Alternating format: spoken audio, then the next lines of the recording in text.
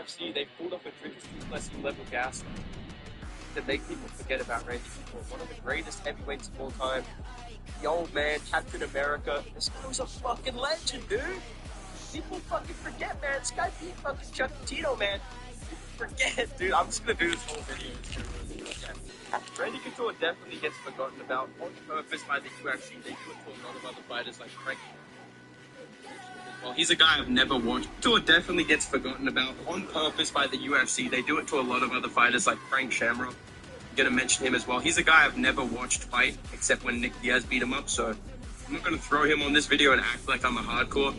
But yeah, Randy Couture definitely a legend that I respect and that I think doesn't get talked about enough. Let's move on to a more contemporary bold man that people forget about. Marlon Moraes, dude. People forget about Marlon Moraes in his prime, dude. Prime Marlon Moraes fucking sent you spinning for the head kick. Dude, prime Marlon Moraes. I was actually scared for Henry Cejudo when this motherfucker got lined up to fight him, dude. I remember the Marlon Moraes run, bro. Real ones remember 2018 Marlon Moraes. Yeah, Marlon Moraes is a legend of the bantamweight division that people don't talk about anymore. I remember vividly being petrified for Henry Cejudo when this guy got matched up against for the bantamweight title. And now he's a fucking police officer, you know, that's the world we're living in. Marlon Moraes is a cop. All we need now is Dana White to be president of the United States. I know Biden just dropped out like it's fucking Hamzat Chimaev. Dude, imagine Dana White as the president in Marlon Moraes' America. What's the question? Are we gonna intervene? Listen, dude, when Russia wants to we'll sort it out.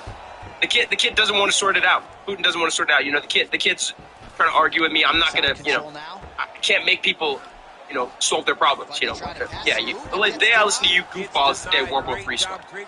I need Dana White as the president and to go alongside Marlon Moraes being the cop. But yeah, shout out Marlon Moraes, bro. People forget about his skills, dude. Nasty KO artist. He KO'd Aljo, dude. KO'd the bantamweight goat Aljamain Sterling. Let me move on though. Dude, Carlos Condit, bro. Dude, people fucking forget about Carlos Condit, man. Dude, Carlos Condit is a legend of the welterweight division. This guy had a generational fall-off. Before that, he dropped GSP. You know, he beat Nick Diaz, even though Nick Diaz won that fight. Real ones know Nick Diaz beat Carlos Condit. But, yeah, this guy arguably beat Robbie Lawler. He should have been a welterweight champ. And I feel like nobody talks about Carlos Condit. People do talk about, oh, Rory McDonald because of the Robbie fight, Robbie Lawler, you know, guys like that. But man, I don't really see people throwing Carlos Condit in the conversation, which is disappointing because he had also a badass fight against Robbie Lawler. Like, people always glaze the Rory versus Robbie fight because of the stare down.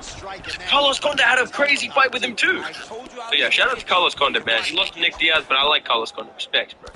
Let me move on, though, to, this guy is a very recent entry into the people forget pantheon. Francis Ngannou. I feel like people are already forgetting about this guy's legacy. This guy was about to be heavyweight GOAT. I'm not going to lie to you, man. I'm a Stipe supremacist. That sounds really racist, but I've got Stipe as my heavyweight GOAT. But, dude, I'm not going to lie, bro.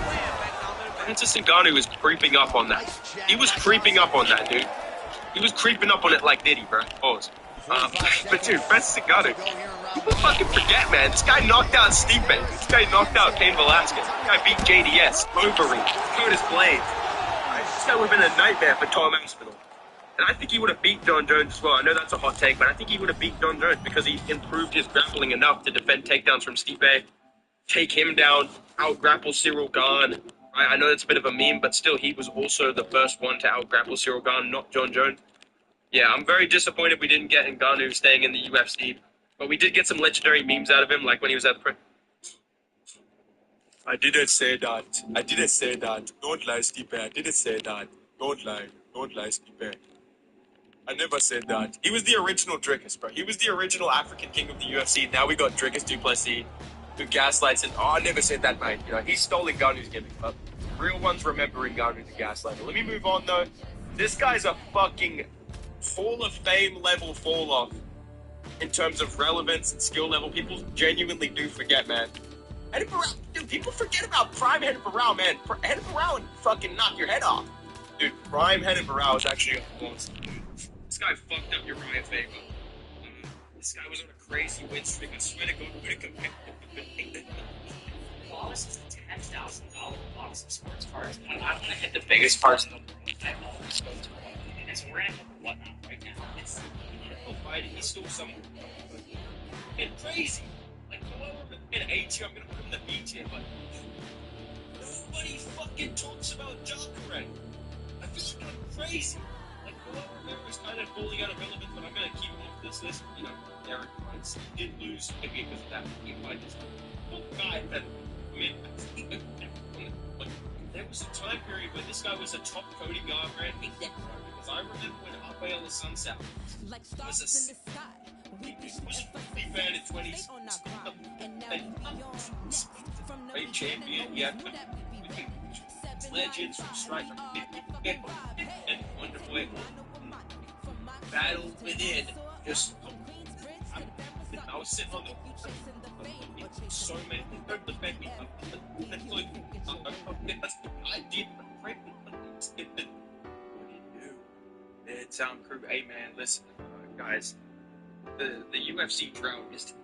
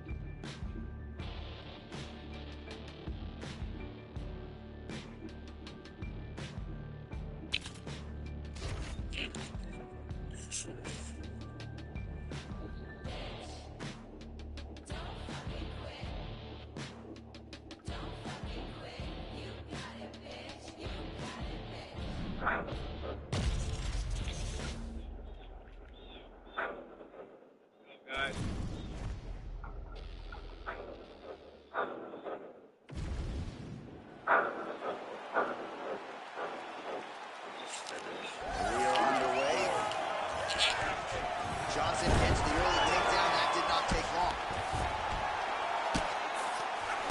Get them out here. Oh, nice. All right, he's very comfortable fighting off his back, DC. Now looks like he's trying to hip escape. Yeah, he's trying to hip escape or maybe look for a Kimura here. All right, trying to pass here. As Glover Teixeira might say, not today. Not today. Great job of following with the hips, keeping those legs locked and keeping them in full guard. Lands a jab. Caught that kick there. Really good level change. Another takedown land.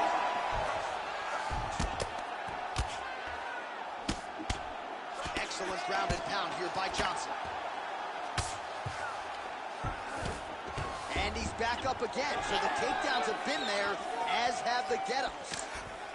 Drives the shit into the rib. Great body kick. Johnson's head kick is blocked. No damage there. You know, that's what a connection by him there. His opponent could be out of here soon, DC. He's almost done. I mean, when you get hit with a shot like that, you don't know whether to run, hide, grab, or wrestle. He's confused. He's as confused as he was on his first test in elementary school. Bro. Takedown defense holds up. That knee hurt him. Oh my goodness. Oh, huge left. Well, he has stayed busy and he has stayed accurate. Nice combination there. Very accurate. A lot of activity in the hands. Look phenomenal tonight. That was great head movement. Oh, man. Block that one. 90 seconds now to go in round one. Oh! You better get that elbow down or you're going to keep blasting those body kicks right now. Oh, that's the biggest shot of the fight thus far. How's his opponent still standing? I have no idea. This fight is supposed to be over. It might not be over now, but it's going to be over very soon. All right, so now we start to see some bruising appearing on the torso, and all of that courtesy of the body work of his opponent. Just the wherewithal to go to the body and the discipline to stay with that approach. I mean, beautiful strike there. I mean, that's his game, though. But you think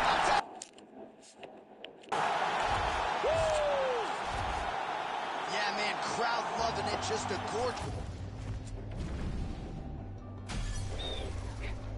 Lure Tournament Episode 1, the Rage Crawl will be taking on a Z-Man spinnerbait. There's 16 lures competing for the top spot, and the rules are simple. The first fish that the lure catches is the one that counts. The biggest fish wins. Let's get right into the fishing. First up is the Rage Crawl. I was reeling this thing in after a bad cast, and I felt a thump.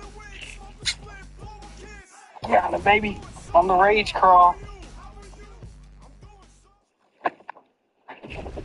Staggering 10 ounces for the Rage Crawl. Next up is the spinnerbait, and it didn't take long. All right, so here we are back inside Bell Center, Montreal, Quebec, Canada. This is as loud and as knowledgeable as crowd as well. take it for a ride. Nice double leg. Nice finish. All right, bottom fighter here, maybe looking to hit the escape, DC. They're probably taking a bit moving, right? Let's see how patient he is. Well, I don't want to keep pressing it and then do all the money if it's like pending, you know what I mean? Half guard. Good, solid strike on the ground. Going for the arm here. I mean, the worst case scenario is Looks like it's getting tight. I just have to do it again tomorrow, right? I don't think the house is going to be gone by tomorrow, do you think? No. Patient, and now he finds himself safe. Once it gets accepted, like you got accepted for a lease, it takes it off the website for a little bit, for like the 2 days. Nice. So just, Trying to set up a choke here.